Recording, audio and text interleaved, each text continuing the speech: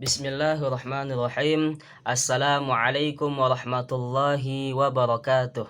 Alhamdulillah, alhamdulillahilladzi qad akhraja nataidal fikri li arbabil hija wa hatta anhum min sama'il aqli kulla hijabin min sihabil jahli. Allahumma salli ala sayyidina Muhammad wa ala ali sayyidina Muhammad. Al-mukarram wal mukhtaram yang sama-sama kita hormati Bapak dosen pengampu di mata kuliah tafsir, yakninya Bapak Profesor Dr. Hasan Zaini MA dan Bapak Johari Jamal MA.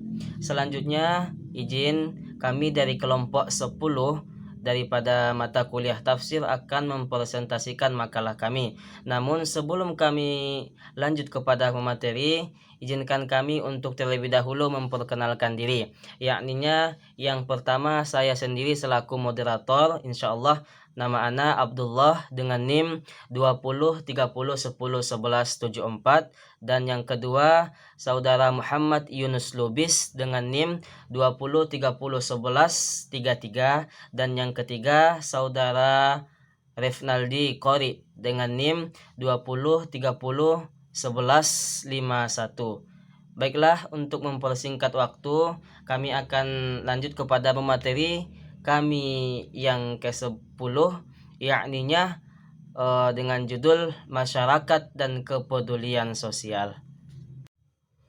Poin A, yakni masyarakat dan kepedulian sosial. Berbicara tentang masyarakat, masyarakat adalah kumpulan dari sekian banyak kumpulan individu kecil ataupun besar yang terikat oleh satuan adat, ritus dan hidup bersama. Sedangkan kepedulian sosial adalah senantiasa empati terhadap nasib orang lain. Misalnya mau mengorbankan tenaga, pikiran dan materi demi terpenuhnya kebutuhan orang lain. Menurut Al-Quran, manusia secara fitrah adalah makhluk sosial dan hidup bermasyarakat yang merupakan suatu keniscayaan bagi mereka. Tingkat kecerdasan, kemampuan, dan status sosial manusia menurut Al-Quran berbeda-beda. Terdapat dalam firman Allah di dalam Al-Quran surah Al-Zukhruf ayat 32 yang berbunyi, A'udzu billahi minasyaitonir rajim. Bismillahirrahmanirrahim. Ahum yaqsimuna rahmata rabbik nahnu qasamna bainahum ma'ishatuhum fil hayatid dunya wa rafa'na ba'dahum fawqa ba'din darajatin liyattakhidha ba'duhum ba'dan sukhriya wa rahmatu rabbika khairum mimma yajma'un. Shadaqallahul adzim. Yang artinya, apakah mereka yang membagi-bagi rahmat Tuhanmu? Kami telah menentukan antara mereka penghidupan mereka dalam kehidupan dunia, dan kami telah meninggikan sebagian mereka atas sebahagian yang lain beberapa derajat, agar sebahagian mereka dapat mempergunakan sebagian yang lain, dan rahmat Tuhanmu lebih baik daripada mereka kumpulkan. Hadirin, selanjutnya dari ayat tersebut dapat kita ambil kesimpulan bahwa perbedaan-perbedaan tersebut bertujuan agar mereka memperoleh manfaat, memperoleh manfaat dari sebagian yang lain, sehingga dengan demikian saling membutuhkan dan cenderung berhubungan yang lain. Dan ayat ini juga menenangkan bahwa bermasyarakat adalah suatu yang lahir dari hati nulari manusia masing-masing. Istilah masyarakat dapat dilihat dari adanya berbagai istilah lain yang dapat dihubungkan dengan konsep pembinaan masyarakat. Selanjutnya, masyarakat juga diartikan sebagai semua kelompok yang dihimpun oleh persamaan, baik itu dari segi agama, waktu, tempat, baik secara terpaksa maupun kehendak sendiri. Inti dari semua itu adalah bahwa masyarakat ialah tempat berkumpulnya manusia yang di dalamnya terdapat sistem hubungan, aturan serta pola hubungan dan memenuhi kebutuhan hidupnya. Dalam kehidupan bermasyarakat, berbangsa, dan bernegara, seseorang pasti akan berinteraksi dan bergaul dengan berbagai macam orang dengan segala karakternya. Misalnya guru dengan murid, teman sebaya, iltimas, tetangga, lawan jenis, dan sebagainya. Dalam kehidupan bermasyarakat sangat dibutuhkan sikap kepedulian sosial. Sikap ini merupakan sifat yang sangat terpuji dan yang sangat diharap-harapkan oleh masyarakat supaya masyarakat itu bisa terjalin yang madani. Sangat diterapkan sebagai makhluk sosial, dan jika sikap ini telah diterapkan, telah tertanam pada suatu masyarakat, maka suatu anggota masyarakat akan terciptalah kehidupan yang harmonis. Sebagaimana ayat yang berhubungan dengan masyarakat dan kepedulian sosial terdapat dalam Al-Quran surah Ar-Ra'd ayat 11, yang artinya baginya manusia ada malaikat-malaikat yang selalu menjaganya, bergeliran di muka dan di belakangnya. Mereka menjaga atas perintah Allah Subhanahu wa Ta'ala. Sesungguhnya Allah Subhanahu wa Ta'ala tidak akan merubah keadaan suatu kaum sehingga mereka merubah keadaan yang ada pada diri mereka itu sendiri. Dan apabila Allah Subhanahu wa Ta'ala menghendaki keburukan terhadap suatu kaum, maka tidak ada yang dapat menolaknya, dan sekali-kali tidak ada perlindungan bagi mereka selain Dia. Shadaqallahul Adzim.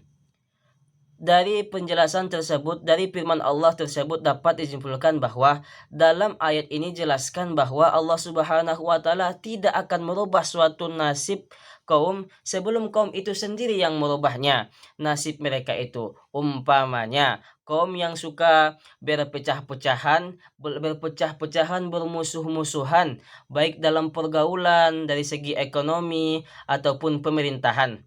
Hal tersebut tidak akan dirubah oleh Allah Subhanahu wa Ta'ala sebelum mereka sendiri yang harus merubah kebiasaan buruk yang ada terhadap pada mereka. Sedangkan dia tidak mau berusaha, berarti dia sendiri yang tidak mau berubah dirinya sendiri, karena tidak mungkin langit menurunkan hujan emas dan perak. Mungkin sekian dari poin A. Selanjutnya poin B akan dibahas oleh saudara kami. Kami persilahkan. Baiklah, saya akan melanjutkan materi yang disampaikan saudara saya tadi. Baik, selanjutnya yang poin B. Manusia adalah umat yang satu. Jadi dalam pembicaraan ayat berikutnya untuk menceritakan perselisihan antara manusia mengenai pandangan hidup dan akidah, timbangan dan tata nilai. Diakhiri dengan menetapkan sebuah prinsip yang harus menjadi tempat kembali orang-orang yang berselisih itu. Terdapat dalam surat Al-Baqarah ayat 213 yang mana artinya Bismillahirrahmanirrahim. Manusia itu adalah umat yang satu. Setelah timbul perselisihan, maka Allah Subhanahu wa Ta'ala mengutus para nabi sebagai pemberi kabar gembira dan pemberi peringatan. Dan Allah Subhanahu wa Ta'ala menurunkan bersama mereka sebuah kitab dengan benar untuk memberi keputusan di antara manusia tentang perkara yang mereka perselisihan.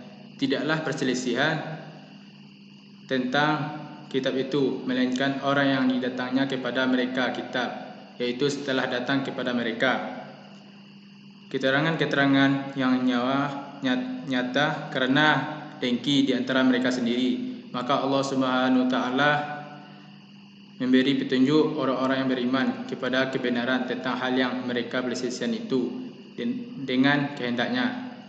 Dan Allah Subhanahu wa Ta'ala selalu memberi petunjuk orang yang dikehendakinya kepada jalan yang lurus. Demikianlah ayatnya. Dahulu manusia adalah umat yang satu pada jalan hidup dan satu pandangan.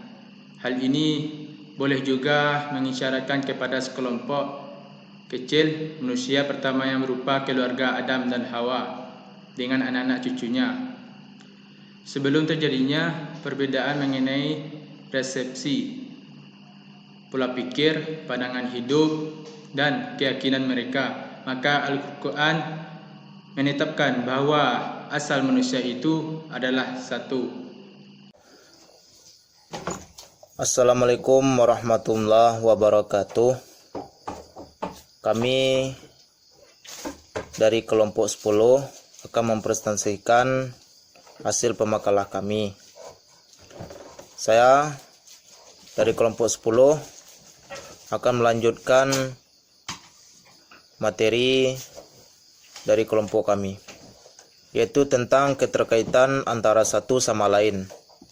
Adapun ayat yang berhubungan dengan keterkaitannya terdapat dalam Al-Quran surat Al-Hujurat ayat 11 sampai 13, yang artinya, hai orang-orang yang beriman, janganlah sekumpulan orang laki-laki merendahkan kumpulan yang lain. Boleh jadi yang ditertawakan itu lebih baik dari mereka. Dan jangan pula sekumpulan perempuan merendahkan kumpulan lainnya.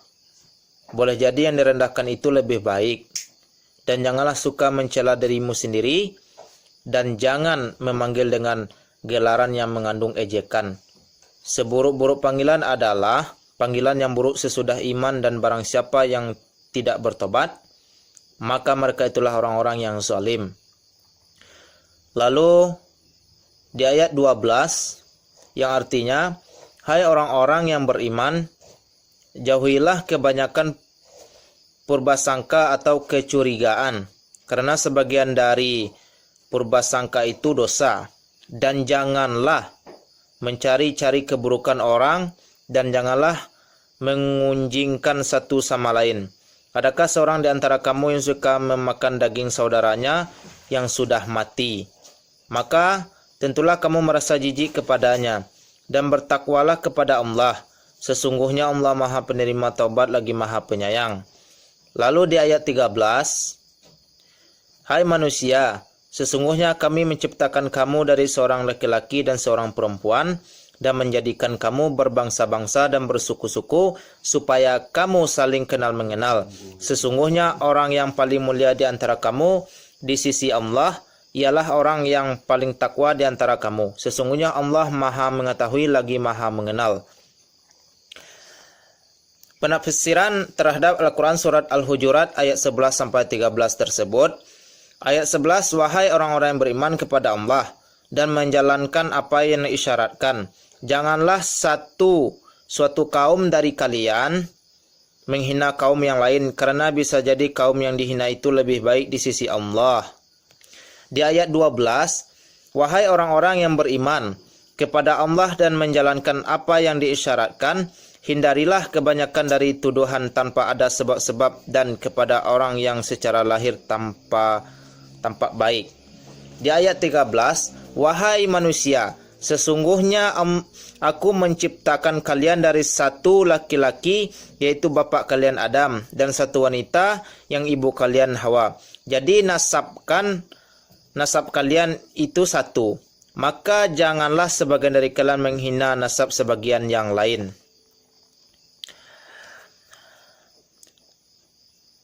Toib, Im dan Sugiyanto menyebutkan hal yang harus dilakukan seseorang kepada orang lainnya dalam kehidupan bermasyarakat adalah, yang pertama, menunjukkan kebaikan, yang kedua, rukun dengan tetangga, tiga, menghormati yang lebih tua dan sayang kepada yang muda, empat, menolong orang sakit, lima, membantu orang yang membutuhkan pertolongan, enam, simpati kepada yang lemah.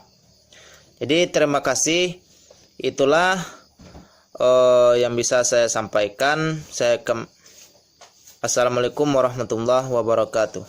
Di ayat 12, wahai orang-orang yang beriman kepada Allah dan menjalankan apa yang diisyaratkan, hindarilah kebanyakan dari tuduhan tanpa ada sebab-sebab, dan kepada orang yang secara lahir tampak baik.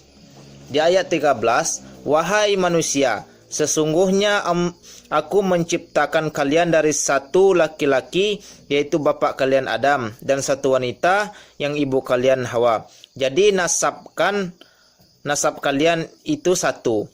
Maka janganlah sebagian dari kalian menghina nasab sebagian yang lain.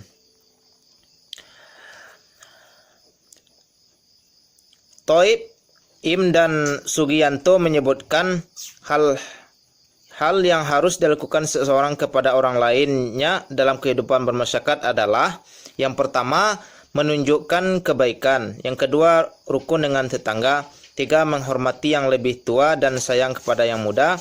4, menolong orang sakit. 5, membantu orang yang membutuhkan pertolongan. 6, simpati kepada yang lemah. Jadi terima kasih. Itulah yang bisa saya sampaikan. Assalamualaikum warahmatullahi wabarakatuh. Selanjutnya yaitu poin D, tentang karakter manusia sebagai bagian dari masyarakat. Manusia itu sebagai makhluk, sudah sama-sama kita ketahui bahwa manusia itu adalah ciptaan Allah dan pada dasarnya selalu ingin bergaul dengan masyarakat. Karena sifatnya yang ingin bergaul dengan satu sama lain, makanya manusia itu disebut dengan makhluk sosial. Makhluk sebagai individual ataupun perorangan, mempunyai kehidupan jiwa yang menyendiri. Namun sebagian makhluk sosial tidak dapat dipisahkan dari masyarakat. Manusia lahir, hidup, berkembang, dan meninggal dunia terjadi dalam masyarakat.